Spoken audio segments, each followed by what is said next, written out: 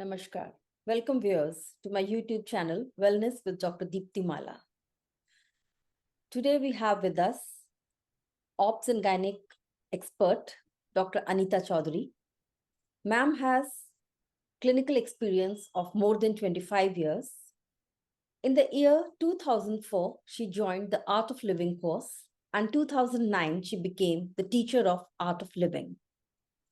Following Art of Living, during her spiritual journey, she understood the value of Garbh Sanskar and she took a training in it. And now she is a certified specialist of Garbh Sanskar. Welcome, ma'am, to our show. Thank you, Deepti. My pleasure. Now, the first question is कि आपका background, you are an allopathic doctor, MBBS, MS, OBS, gynae. Then ये drift कैसे आया into this गर्भ संस्कार? मैं खुद काफी सालों से very spiritually oriented. When I was 20 years old, I started reading the Bhagavad Gita.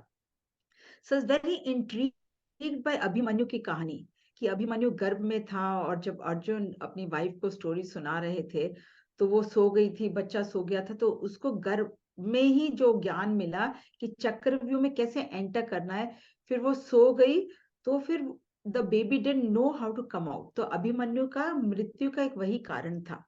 तो मेरे को लगता था कि देखो कितनी बड़ी गलती हो गई एक माँ से कि जब इतना इंपॉर्टेंट ज्ञान मिल रहा था तो वो सो गई तो बच्चा भी सो गया ना. तो इसका ये प्रतीक था कि गर्भ में बच्चा सुन सकता है. And this really stayed with me. When I got married and when I became pregnant, I said मैं अपने बच्चों पे ट्राई करूंगी. मेरे को तब बहुत ज्यादा कुछ ज्ञान नहीं था कि गर्भ संस्कार क्या होता है. I tried different things. I have 3 children. तो तीनों प्रेगनेंसी में मैंने कुछ अलग अलग जानबूझ के ट्राई किया और आज मेरे बच्चे बड़े और मैं देख सकती हूँ कि जब गर्भावस्था में मैं थी मैंने जो किया उसका डायरेक्ट इम्पैक्ट मेरे बच्चों पे है. सो मैंने अपने पे एक्सपेरिमेंट करके प्रूव किया कि ये है. फिर व्हेन आई वाज प्रैक्टिसिंग, शुरू में जब पेशेंट हमारे पास आती थी और मैं उनको कहती थी प्रेगनेंसी टेस्ट पॉजिटिव है, कांग्रेचुलेशंस, वो इतना टेंशन में हो जाती थी. अरे मैम, प्रेगनेंसी खुशी भी है, खुशी से फियर बहुत ज्यादा है. किस चीज का? क्या मैं खा सकती हूँ, मुझे कैसे रहना है, क्या मैं सीढ़ी चढ़ सकती हूँ, क्या मैं हस्बैंड के साथ इंटरकोर्स कर सकती हूँ. 1000 क्वेश्चंस. आई सेड नहीं, कुछ तो करना पड़ेगा to reduce the stress, because me being an allopath, I knew that stress definitely impacts the pregnancy. And when I came in Art of Living, I realized कि stress के क्या क्या side effects होते हैं और स्ट्रेस को कम भी किया जा सकता है by simple pranayama and meditation. And I have been meditating regularly since 2004 और मैंने अपनी प्रैक्टिस में बहुत सारे पेशेंट्स को ये करवाया कि तुम मेडिटेट करो, तुम ये चैंट करो. बहुतों को मैंने आर्ट ऑफ लिविंग का कोर्स भी करवाया because I am into it. तो उसका मैंने एक इम्पैक्ट देखा कि जो पेशेंट्स रिलैक्स रहती थी उनकी 9 मंथ्स ऑफ जर्नी भी अच्छी रहती थी और उनका लेबर भी ज्यादा स्मूथ जाता था. फिर जब कोविड टाइम्स आया तब मेरे को एक आइडिया आया कि व्हाई नॉट गो ऑनलाइन. और ये बहुत डीप साइंस है और ये कोई आज की नई चीज नहीं है. Now we are calling it as parenting in the womb. ये हमारे पुराने जमाने से गर्भाधान संस्कार इसको बोलते थे. तो गर्भ धारण करने का एक तरीका होता था. So that is how I got interested in this. ठीक है, बहुत ही इंस्पायरिंग है ये. और ये एक ऐसा टॉपिक है जो हर फीमेल, क्या हर फैमिली, हर कपल, सबके लिए बहुत इम्पोर्टेंट है.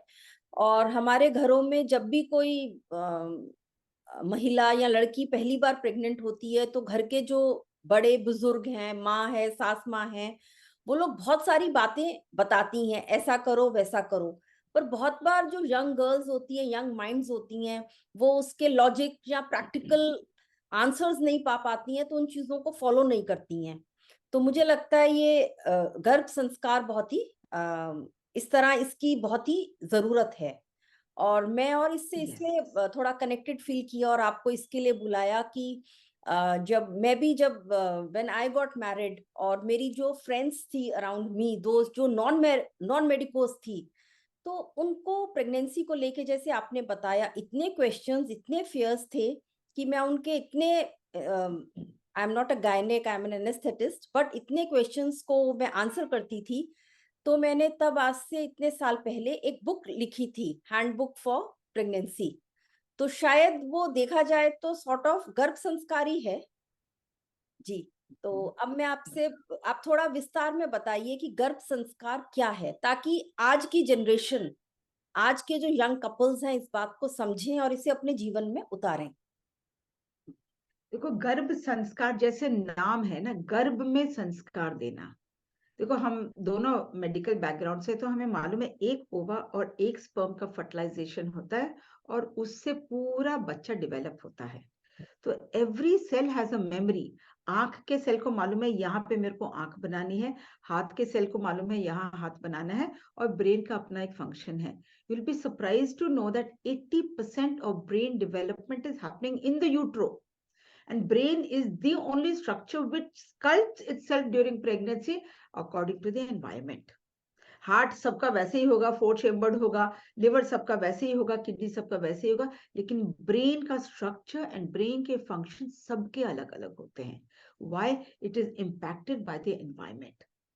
हमें पहले ये मालूम था कि जीन्स हैं, जीन्स बदल नहीं सकती, but in the last few years जब रिसर्च हुआ तो ये हुआ कि जीन्स में भी थ्रू एपिजेनेटिक्स हम चेंजेस ला सकते हैं।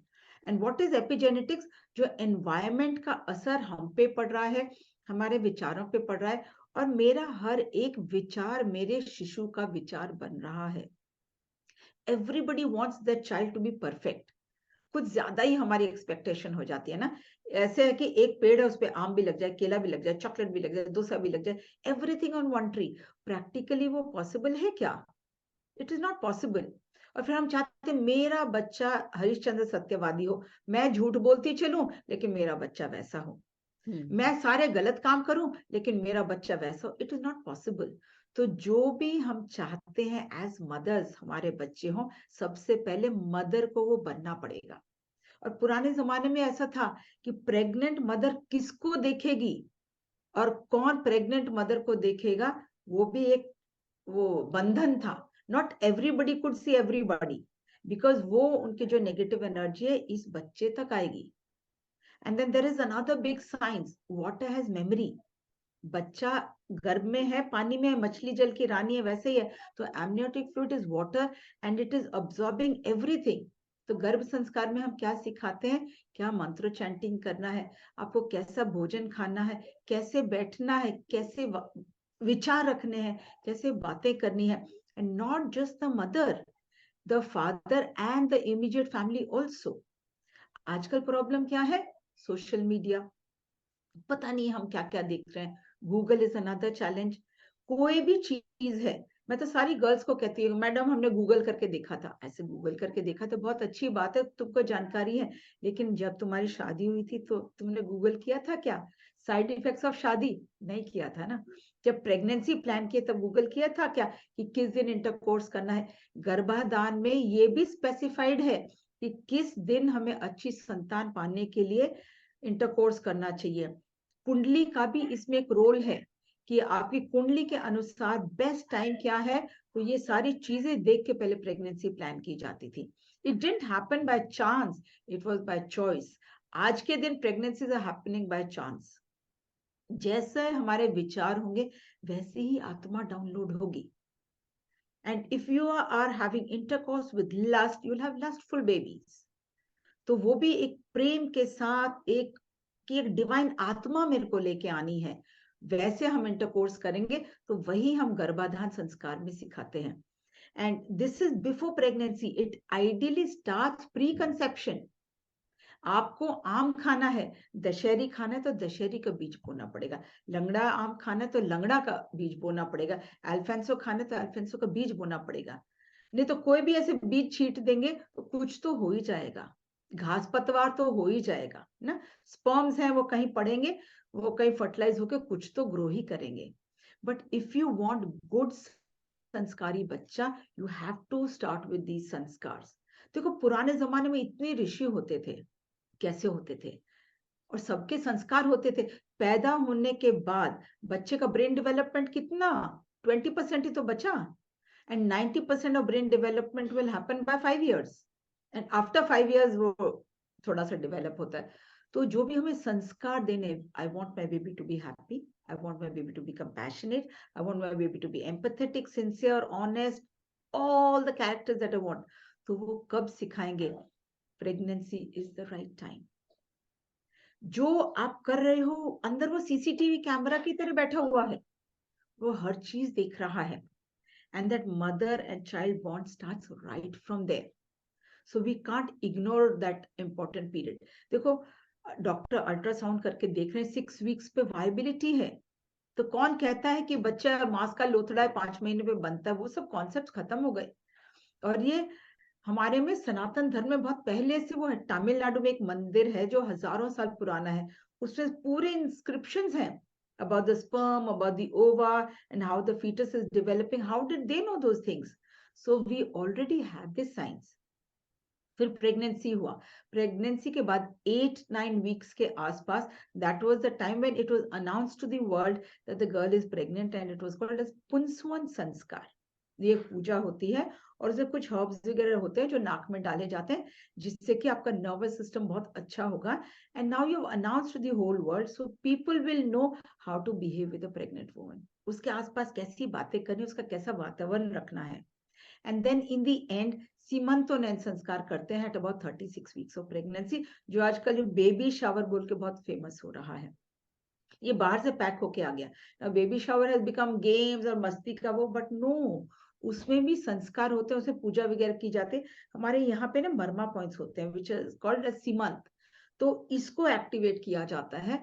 तो इतना डीप साइंस है। तो ये 3 संस्कार हमारे प्री कंसेप्शन और 2 ड्यूरिंग प्रेगनेंसी होना जरूरी है। फिर ड्यूरिंग अ लाइफ टाइम 12 संस्कार, धीरे धीरे वो सब गायब हो गए। तो I being a gynaecologist, I can't focus on those 12 because I am not a pandit, but these first 3 तो मैं करवाती ही हूँ। And I am sure the world will change. I want to change the next generation. मैं चाहती हूँ हमारे देश में संत पैदा हो, हमारे देश में स्पोर्ट्समैन पैदा हो, इसीलिए इसी विचार के साथ मैं ये कराती हूँ। And I've seen excellent results in all my girls who followed my गर्भ संस्कार। उनके बच्चे एक कॉमन क्या है, बड़े शांत रहते हैं, the milestones are better and faster, उनका ग्रास्पिंग पावर बहुत अच्छा रहता है। तो ये अफेक्ट तो मतलब आम सोसाइटी को दिखता है बच्चों में। these children are definitely different. Yeah. बहुत ही अच्छा मैम आपने बताया गर्भ संस्कार, इसमें आपने बताया कि क्या है, क्यों उसकी जरूरत है, कब करना चाहिए, और आपने संस्कार क्या हैं ये भी बताया, थोड़ा सा आपने अभिमन्यु की स्टोरी भी बताई, और इसमें सिर्फ गर्भवती महिला नहीं, पूरे परिवार का ही इसमें बहुत इम्पोर्टेंट एक भूमिका रहती है। गर्भ संस्कार Yes. जैसे माँ के लिए है, तो इसमें पिता का की क्या भूमिका रहती है? पिता की तो और ज्यादा रिस्पॉन्सिबिलिटी है। देखो, sperm takes 90 days to develop completely. तो जो हस्बैंड है, प्रेगनेंसी जब प्लान करे उससे 3 महीना पहले से उसका आहार, उसका विहार, कि वो आहार मतलब भोजन, विहार मतलब एक्सरसाइजेस, वो क्या कर रहा है, उसके विचार कैसे हैं, उनसे उसके बच्चे का डीएनए का इम्प्रिंट बन रहा है। तो I do follow a lot of Ayurveda also. So that is the time when I tell our couples to do detox, panchakarma कराओ, अपना नाड़ी परीक्षण कराओ, देखो कि आपकी क्या नाड़ी है, तो उसके हिसाब से आपको क्या भोजन करना चाहिए, क्या भोजन नहीं करना चाहिए। तो उस हिसाब से यदि आप बॉडी को डिटॉक्स करेंगे, अपने माइंड को, विचारों में हमारे इतना पोल्यूशन हो गया है, हम बहुत स्ट्रेस में हैं, लेकिन डॉक्टर के पास वो आए हैं, फॉलिकुलर स्टडीज कराए हैं, और हमने कहा कि ये आपके 2 दिन आपके फर्टिलिटी का इंडेक्स वो दिखा रहा है, इन 2 दिन आपको इंटरकोर्स करना है, तो एज अ ड्यूटी करेंगे। We have lost the battle. तो एज अ ड्यूटी नहीं करना, you have to be relax, you have to be happy, because you are going to download a baby which will be there for you, not only for you.